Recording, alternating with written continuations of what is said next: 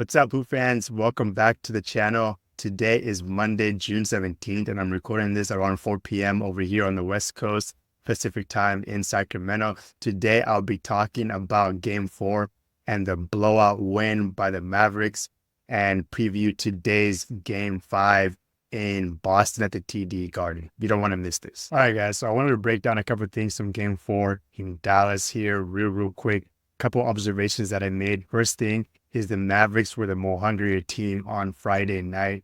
They came out of the gate busting and looking to not get swept because that was what was at stake on Friday. They really looked to push the ball in transition, get easy buckets.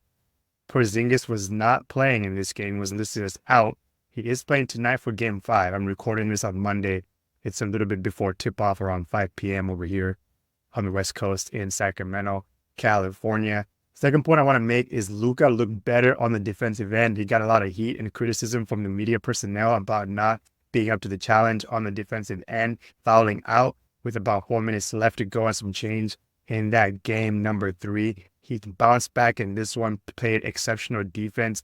That wasn't the reason the Mavericks lost. Let's just get that out of the gate. Is they didn't lose because of Luka's defense. They lost as a collective unit. You don't lose because of one player. It takes a collective effort on the defensive end. And I don't think it's really right that people in the media are calling him out as it is.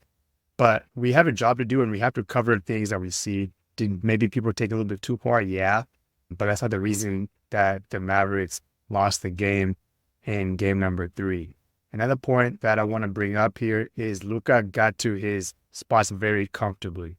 You got him in the pick and rolls going against Tillman, some Hauser, some other big guys, Holford. It was crucial for them to get those mismatches. And he just looked very comfortable. He was going at his own pace, and it really helps that Dante Exum was bringing up the ball, which a lot of people are not even talking about. Something that I want to make a key point on is it really exhausts that effort for Luka and gives him more time on the offensive end. Gives him about 10 to 15 seconds on the offensive end to really get his legs under him and do what he needs to do. Attacking the basket, kicking it out for his supporting players to hit the 3 or for the easy dunks that Derek Lively III got at the rim. So that was something that the staff on the Mavericks really were A+ on. Another thing is just the supporting cast. I talked about in my last pod where the Mavericks role players needed to make shots, especially playing at home. The crowd behind you, you got to make your shots, got to make them pay. You cannot lose a single game if you want to win the NBA championship right now. So the role players definitely did that. Came out hitting threes, lively threes, dunks at the basket. Maxi Kleber even hitting threes. He hasn't played much of this series at all, or even the whole playoffs, has been injured. But he comes in, hits some big shots for them, gives them meaningful minutes. A lot of their starters did not play in the second half, so that's definitely what you wanted to see. I don't think anybody saw the Mavericks winning 550 at one point in game number 4, but hey, anything is possible in the association. Tim Hardaway Jr. is another player that also got frozen out by Jay Kidd and his staff, but he comes in this one, knocks down 15 points.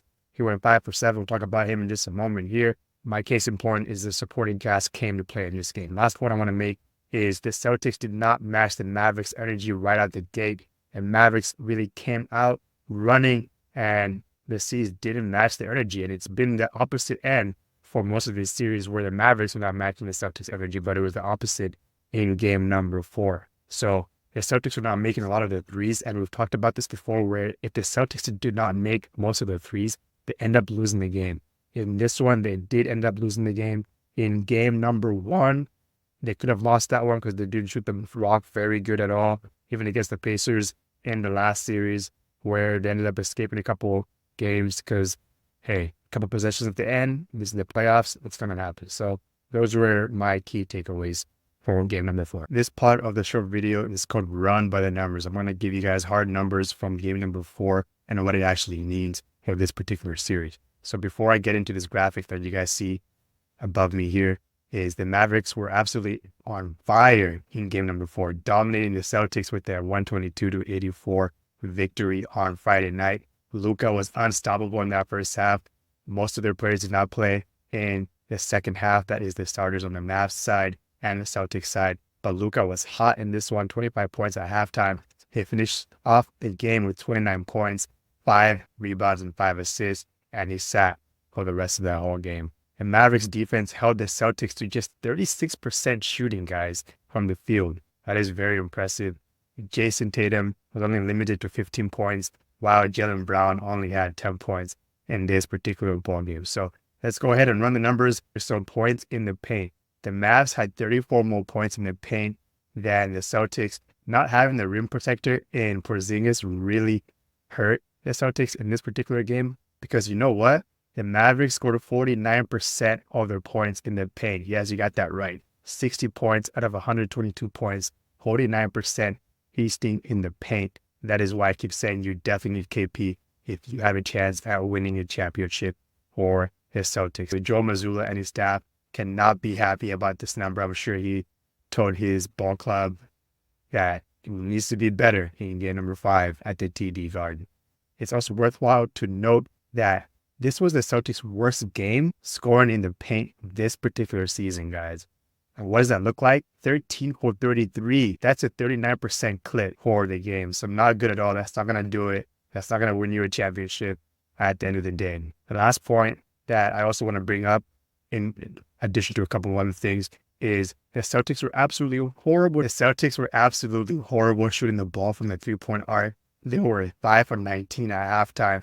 That's a 26% clip, guys. Not going to cut it. Not going to cut it at all. Another thing I want to make on this particular short video is Dallas's free throws continue to be a continuous problem. They were 62% from the line at halftime. They finished the game off at 68%. Again, not going to cut it if you want to win the championship. Last point that I want to make is this was the first game in which the Mavericks outscored the Celtics in transition. As you see the points here, fast break points 11-6 for the Mavericks. And according to Synergy tracking, this was the very first game in the series that the Mavs outscored the Celtics in transition.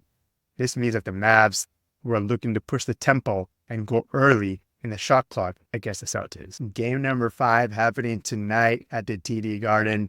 Let's look ahead of game number 5 happening in Boston. The Celtics need to bounce back if they want to win a championship tonight. Key to their success will be getting Jason Tatum and Jaylen Brown, their dynamic duo there in Boston, back to their usual scoring ways. They both need to be in tandem, working together, scoring the rock if they want to be winning a championship tonight. They also need to tighten up their defense on Luka. You cannot afford him extra seconds to be able to spray the ball out to his target men on the outside or those easy lobs that they got in game number 4 in Dallas. You got to get to those shooters, because if they get their confidence up, and they'll make you pay. The Mavericks are averaging 112 points per game in this series. Of course, the game number 4 is an outlier.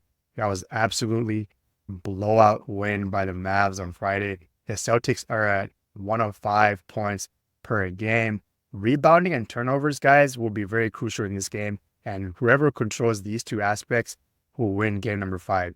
The team that controls both of these numbers typically have won the game in this particular series. So that's something to really keep an eye out for in this game number 5. And another key point is Porzingis is back tonight. KP is back. He's available. The Mavs really feasted in the paint. Talked about 60 points at the rack in game number 4. Let's see with having KP back if that helps them get that number a little bit lower for their defense. Is he going to be effective? He's injured. He's not 100%. Most of the players that played a lot of minutes during the regular season, not 100% at all.